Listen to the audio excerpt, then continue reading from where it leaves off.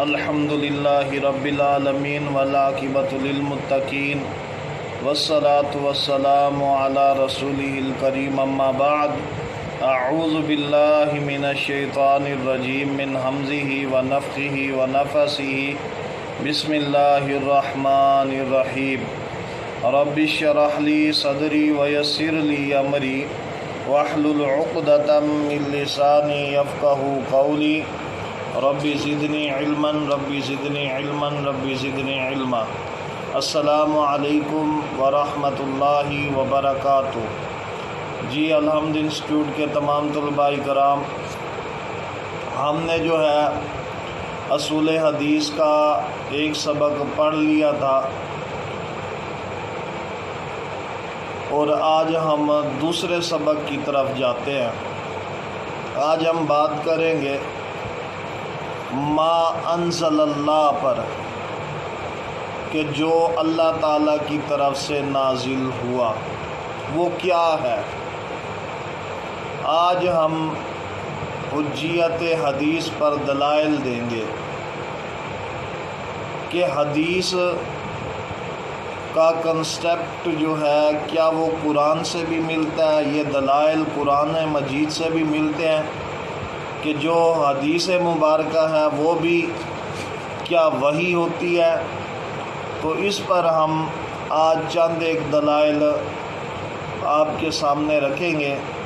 اللہ تعالی ہمیں توفیق دے کہ ہم ان دلائل کو اپنے دل و دماغ میں بٹھائیں، محفوظ کریں اور امت کے خیر خواہ بنیں۔ اچھا تو ڈیئر اسٹوڈنٹ توجہ فرمائیں، وحی جو ہے وہ دو طریقوں کی ہوتی ہے۔ اپنے نوٹس بھی بنایا کریں، لکھا بھی کریں۔ وحی جو ہے وہ دو طریقوں کی ہوا کرتی ہے، ایک مطلوع اور دوسری غیر مطلوع۔ پہلی مطلوع اور دوسری غیر مطلوع۔ مطلوع جس کی تلاوت کی جائے وہ وحی مطلوع کہلاتی ہے، ٹھیک ہے، اور جس کی تلاوت نہ کی جائے وہ غیر مطلوع کہلاتی ہے۔ اب دیکھیں نبی کریم صلی اللہ علیہ وآلہ وسلم نے کیا فرمایا کہ جو بندہ قرآن مجید پڑھتا ہے اس کے ہر حروف پر اسے 10 نیکیاں ملتی ہیں۔ الف لام میم کہا اس نے، الف پر 10 نیکیاں، لام پر پھر 10 نیکیاں اور میم پر پھر 10 نیکیاں، 10 + 10 + 10 کتنے ہو گئے؟ 30 نیکیاں ملیں اسے۔ یہ کون سی وحی ہے؟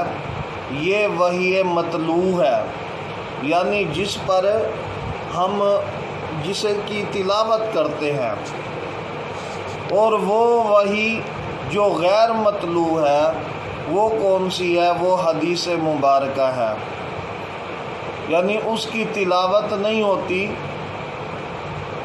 مگر اس کے احکامات پر عمل کیا جاتا ہے، ہوتے دونوں ہی وحی ہیں۔ اب ہم بات کریں گے کہ غیر مطلوع وحی کیسے ہوتی ہے، کیونکہ منکرین حدیث کا یہ الزام ہے کہ حدیث مبارکہ تو ہے ہی نہیں، جبکہ ہم کہتے ہیں کہ قرآن و حدیث سے ثابت ہے یہ چیز کہ جو نبی صلی اللہ علیہ وآلہ وسلم کی صحیح احادیث، مقبول احادیث ہے، وہ وحی ہیں اللہ تعالیٰ کی طرف سے۔ تو یہ بات شروع میں یاد رکھ لیں، مطلوع اور غیر مطلوع۔ اب ہم اس پر کچھ دلائل پیش کرتا ہوں میں آپ کے سامنے۔ جی سورۃ النساء آیت نمبر 113 دیکھیں گے، یہ اپنے پاس نوٹس بھی بنائیں، لکھیں بھی صحیح۔ سورۃ النساء آیت نمبر 113، وَأَنزَلَ اللَّهُ عَلَيْكَ الْكِتَابَ وَالْحِكْمَةَ وَعَلَّمَكَ مَا لَمْ تَكُنْ تَعْلَمُ وَكَانَ فَضْلُ اللَّهِ عَلَيْكَ عَظِيمًا۔ اللہ تعالیٰ نے آپ پر کتاب اور حکمت نازل کی ہے۔ کتاب تو قرآن مجید ہے، لیکن یہ حکمت کیا ہے جی؟ جو نازل کی ہے۔ قرآن مجید اللہ کی کتاب ہے، یہ تو آپ کو معلوم ہے، لیکن اللہ تعالیٰ فرماتے ہیں دو چیزیں نازل کی ہیں، صرف کتاب نہیں نازل کی۔ کتاب کے اندر جو احکامات ہیں اس کی حکمت بھی ہم نے بیان کی ہے، تو وہ بھی آپ پہ نازل کی۔ میں نے پہلے بھی دلائل دیے تھے، میں نے کہا تھا کہ اگر قرآن مجید کے اندر نماز کا ذکر ہے تو حکمت کیا ہے، نماز پڑھنی کیسی ہے، پہلے رکوع کرنا ہے یا ہاتھ باندھنے ہیں، پہلے تکبیر کہنی ہے یا ہاتھ باندھنے ہیں، اس کا طریقہ کیا ہے، نماز ادا کیسے کریں گے، تو یہ کیا ہے، وہ کتاب اللہ ہے، اور ساتھ اللہ نے کیا دی ہے، حکمت عطا فرمائی ہے۔ ٹھیک ہے، تو آپ سورۃ النساء آیت نمبر 113 دیکھیں گے۔ اچھا جی، اس کے بعد دلیل نمبر 2 میں چند ایک بیان کر دوں گا، آپ نے جو ہے پھر باقی میں نمبر بتاؤں گا تو آپ نے دیکھ لینے ہیں۔ اچھا جی، دوسری دلیل سورۃ الاحزاب آیت نمبر 36، وَمَا كَانَ لِمُؤْمِنٍ وَلَا مُؤْمِنَةٍ إِذَا قَضَى اللَّهُ وَرَسُولُهُ أَمْرًا أَن يَكُونَ لَهُمُ الْخِيَرَةُ مِنْ أَمْرِهِمْ وَمَن يَعْصِ اللَّهَ وَرَسُولَهُ فَقَدْ ضَلَّ ضَلَالًا مُبِينًا۔ اور کسی مومن مرد اور عورت کو اللہ اور اس کے رسول کے فیصلے کے بعد اپنے کسی امر کا کوئی اختیار باقی نہیں رہتا۔ اللہ تعالیٰ اور اس کے رسول صلی اللہ علیہ وسلم کی جو بھی نافرمانی کرے گا وہ صریح گمراہی میں پڑا ہوگا۔ اچھا جی، اب یہاں پر اس آیت مبارکہ میں آپ دیکھیں کہ اللہ تعالیٰ نے دو چیزیں بیان کی ہیں، اذا قضى اللہ ورسولہ امرا، ایک اللہ کی بات ہے، دوسری رسول اللہ صلی اللہ علیہ وآلہ وسلم کی بات ہے۔ اب ایک چیز جسے لوگ مان لیتے ہیں وہ کتاب اللہ ہے، اللہ کی بات ہے، لیکن جب ہم کہتے ہیں کہ حدیث مبارکہ، وہ ماننے کے لیے تیار نہیں، جبکہ اللہ تعالیٰ فرما رہے ہیں کہ وَرَسُولَهُ، اللہ اور اس کے رسول صلی اللہ علیہ وسلم کا حکم آ جائے۔ اب رسول اللہ صلی اللہ علیہ وسلم کی جو بات ہے، جو حکم ہے، اسے کیا کہتے ہیں؟ اسے حدیث کہتے ہیں، وہ حدیث مبارکہ ہوتی ہے۔ تو جو بندہ بھی اللہ تعالیٰ فرماتے ہیں کہ نبی صلی اللہ علیہ وسلم میری اور میرے رسول کی نافرمانی کرے گا، وَمَن يَعْصِ اللَّهَ وَرَسُولَهُ، اللہ اور اس کے رسول صلی اللہ علیہ وسلم کی نافرمانی کرے گا، فَقَدْ ضَلَّ ضَلَالًا مُبِينًا، وہ کھلم کھلا گمراہی کے اندر ہے۔ ٹھیک ہے، یہ کتنی ہو گئی؟ یہ دو دلائل ہو گئے۔ اب آپ دیکھیے سورۃ الاحزاب آیت نمبر 21 کو، اللہ تعالیٰ نے یہاں پر بھی نبی صلی اللہ علیہ وآلہ وسلم کی حدیث کی بات کی ہے۔ کیا فرمایا؟ لَقَدْ كَانَ لَكُمْ فِي رَسُولِ اللَّهِ أُسْوَةٌ حَسَنَةٌ لِمَنْ كَانَ يَرْجُو اللَّهَ وَالْيَوْمَ الْآخِرَ وَذَكَرَ اللَّهَ كَثِيرًا۔ اللہ تعالیٰ فرماتے ہیں یقیناً تمہارے لیے رسول اللہ صلی اللہ علیہ وآلہ وسلم میں عمدہ نمونہ موجود ہے، یعنی کہ پیغمبر علیہ السلام بہترین آئیڈیل ہیں، ان کی طرح زندگی گزارنی ہے۔ اگر پھر اللہ تعالیٰ فرماتے ہیں ہر اس شخص کے لیے، کس کے لیے بہترین نمونہ ہے؟ ہر اس شخص کے لیے جو اللہ والیوم الآخر اور آخرت کے دن پر ایمان رکھتا ہے۔ اب یہاں پر بھی اس آیت مبارکہ میں بھی بات سمجھیں، یہ پورا قرآن مجید جو ہے یہ اللہ تعالیٰ کا کلام ہے۔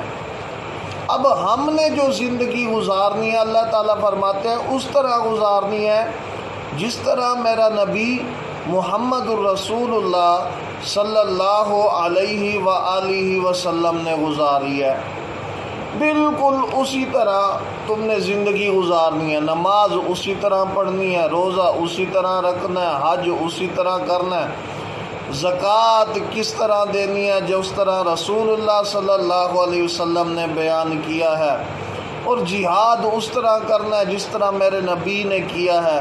اپنے تمام معاملات کے اندر رسول اللہ صلی اللہ علیہ وسلم کو سامنے رکھیں۔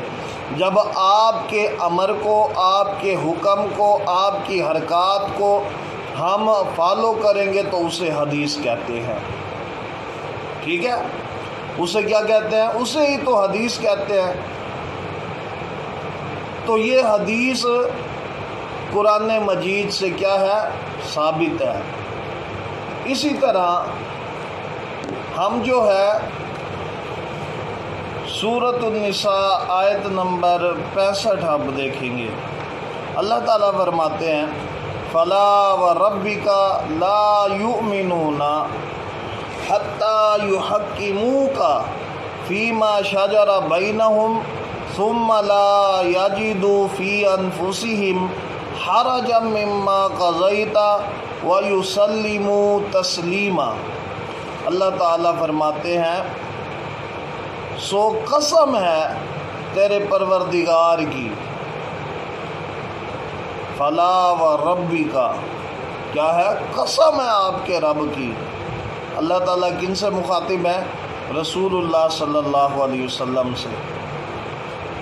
یہ مومن نہیں ہو سکتے، لا یؤمنون، یہ مومن نہیں ہو سکتے، حتیٰ یحکموک فیما شجر بینہم، جب تک کہ تمام آپس کے اختلاف میں آپ کو حاکم تسلیم نہ کر لیں، حاکم نہ مان لیں، اور پھر جب آپ فیصلہ کر دیں ان سے اپنے دل میں کسی طرح کی تنگی اور ناخوشی نہ پائیں اور فرما برداری کے ساتھ یہ قبول کر لیں۔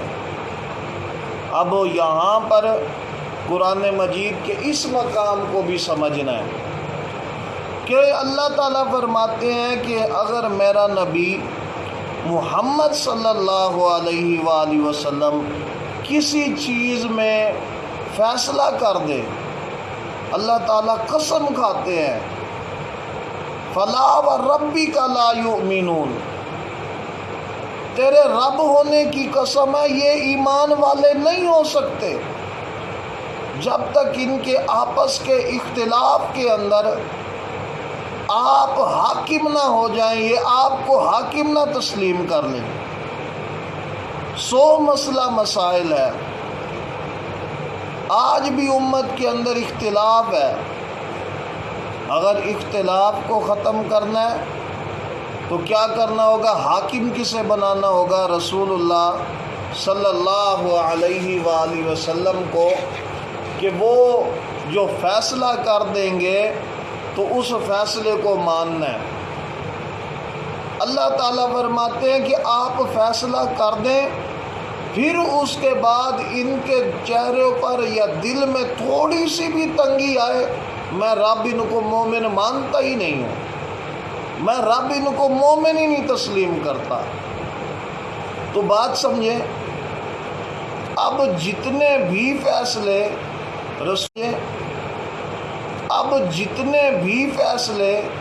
رسول اللہ صلی اللہ علیہ وآلہ وسلم نے کیے ہیں، اللہ تعالیٰ نے صرف ایک ہی آیت میں بتلا دیا۔ اب وہ فیصلے کہاں پر ہیں؟ وہ فیصلے سارے حدیث مبارکہ میں ہیں۔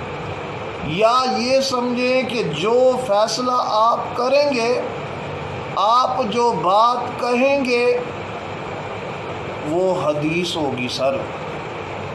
جو رسول اللہ صلی اللہ علیہ وسلم بات فرمائیں گے وہ کیا ہوگی؟ وہ حدیث ہوگی نا۔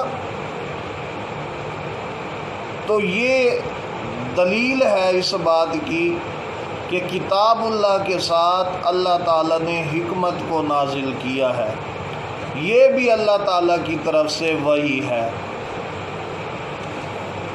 اچھا جی، اب اگلی دلیل دیکھیے، سورۃ شورى الیہ یرد پارہ ہے، 25واں پارہ اور آیت نمبر 51 دیکھیں گے۔ وَمَا كَانَ لِبَشَرٍ أَن يُكَلِّمَهُ اللَّهُ إِلَّا وَحْيًا أَوْ مِنْ وَرَاءِ حِجَابٍ أَوْ يُرْسِلَ رَسُولًا فَيُوحِيَ بِإِذْنِهِ مَا يَشَاءُ إِنَّهُ عَلِيٌّ حَكِيمٌ۔ اب دیکھیے، اس کے اندر 3 صورتیں بیان کی گئی ہیں وحی کی۔ سب سے پہلی کیا بات ہے؟ اللہ تعالیٰ فرماتے ہیں ناممکن ہے کہ کسی بندے سے اللہ تعالیٰ کلام کرے مگر وحی کے ذریعے۔ اللہ تعالیٰ کسی سے ایسے کلام نہیں کرتا۔ اللہ تعالیٰ اپنے انبیاء سے کلام کرتا ہے، اور وہ بھی کیسے کرتا ہے؟ الا وحیًا، وحی کے ذریعے کلام کرتا ہے۔ دلیل پر غور کریں، اپنی دلیل پر۔ منکرین حدیث کا رد کیجئے، ان دلائل کو اپنے دل و دماغ میں بٹھائیں۔ الا وحیًا او من وراء حجاب، اللہ تعالیٰ وحی کے ذریعے کیا کرتا ہے؟ کلام کرتا ہے، باقی ایسے کسی سے بھی کلام نہیں کرتا۔ اب نبی صلی اللہ علیہ وآلہ وسلم سے جتنے بھی کلام کیے اللہ تعالیٰ نے، وہ کس کے ذریعے سے کیا ہے جی؟ وہ وحی کے ذریعے سے کیے ہیں۔ من وراء حجاب، یا پردے کے پیچھے سے، او یرسل رسولا، یا کسی فرشتے کو بھیجے،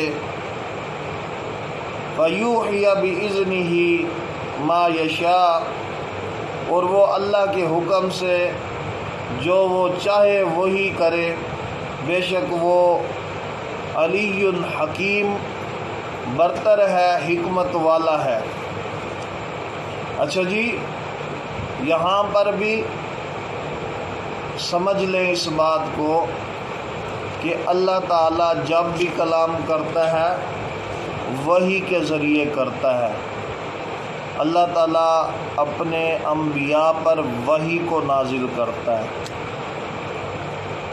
جتنی بھی، اور میں آپ کو ویسے ڈیٹیل کے ساتھ بتا دیتا ہوں، بلکہ اختصار کے ساتھ بتاتا ہوں، جتنی بھی قرآن مجید میں آیات مبارکہ ہیں، یا ایھا الذین آمنوا اطیعوا اللہ واطیعوا الرسول۔ اب اطیعوا اللہ یہ کیا ہے؟ یہ قرآن مجید ہے، اللہ کی اطاعت، اللہ کی بات کو ماننا ہے۔ وَأَطِيعُوا الرَّسُولَ، اور اللہ کے رسول صلی اللہ علیہ وسلم کی اطاعت اور فرما برداری کرنی ہے، سر فرما برداری کرنی ہے۔ اب اطاعت جو ہے، اللہ کی بات کو ماننا، وہ تو قرآن مجید ہے۔ اب رسول اللہ صلی اللہ علیہ وسلم کی اطاعت اور فرما برداری کیسے ہوگی، اس بات کو سمجھنا ہے۔ یہ تب جا کے سمجھ آئے گی جب حدیث مبارکہ ہوگی۔ رسول اللہ صلی اللہ علیہ وسلم کی جس نے بھی اطاعت کی اس نے سمجھو حدیث پر ہی عمل کیا ہے نا، وسلم کی جس نے بھی اطاعت کی اس نے سمجھو حدیث پر ہی عمل کیا ہے نا۔ اگر وہ اپنی زندگی سے حدیث مبارکہ کو مائنس کرتا ہے تو پھر اطیع اللہ تو ہوگا و اطیع الرسول اس کی زندگی کے اندر نہیں ہوگا۔ اسی طرح آپ دیکھیں گے سورۃ النجم، ٹھیک ہے، سورۃ النجم کے اندر آپ دیکھیں گے، سورۃ نجم کے شروع میں آپ دیکھیں گے اللہ تعالیٰ فرماتے ہیں وَالنَّجْمِ إِذَا هَوَىٰ، قسم ہے ستارے کی جب وہ گرے، مَا ضَلَّ صَاحِبُكُمْ وَمَا غَوَىٰ، کہ تمہارے ساتھی نے نہ راہ گم کی ہے نہ وہ ٹیڑھی راہ پر ہے، وَمَا يَنطِقُ عَنِ الْهَوَىٰ، اور نہ وہ اپنی خواہش سے کوئی بات کرتا ہے، ان ہوا الا وحی یوحیٰ، وہ تو صرف وحی ہے جو اتاری جاتی ہے۔ اب اس آیت نمبر 3 اور 4 کو دیکھیں، سورۃ نجم قال فما خطبکم، پارہ 27واں پارہ ہے اور آیت نمبر 1 سے لے کر 4 تک پڑھیں گے تو معلوم ہوگا۔ اللہ تعالیٰ فرماتے ہیں وما ینطق عن الہویٰ، نبی محمد صلی اللہ علیہ وآلہ وسلم اپنی مرضی کے ساتھ بولتے نہیں ہیں، بات کرتے نہیں ہیں، کوئی حکم دیتے نہیں ہیں۔ کیوں؟ کیونکہ آپ کی زبان سے جتنی باتیں نکلیں گی وہ اللہ کی مرضی اور منشا سے نکلتی ہیں۔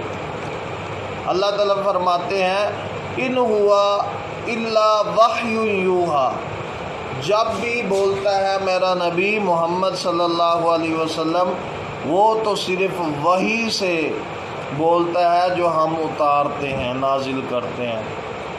دینی احکامات میں جتنی بھی باتیں ہوں گی، حدیث مبارکہ ہیں، وہ ساری کی ساری کیا ہے، اسی میں آتی ہیں۔ اب نبی صلی اللہ علیہ وسلم جو بولیں گے وہ کیا ہوگی، وہ حدیث ہوگی نا سر۔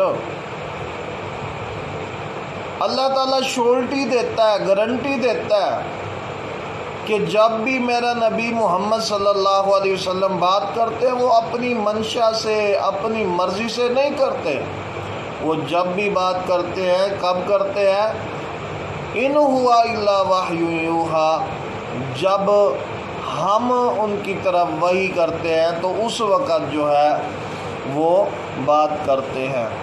اسی طرح آپ خود دیکھ لیجئے گا آل عمران آیت نمبر 31، سورۃ آل عمران آیت نمبر 31 دیکھ لیجئے گا، سورۃ بقرہ آیت نمبر 142 دیکھیے گا، سورۃ تحریم آیت نمبر 3 دیکھیے گا، سورۃ یونس آیت نمبر 15 دیکھیے گا۔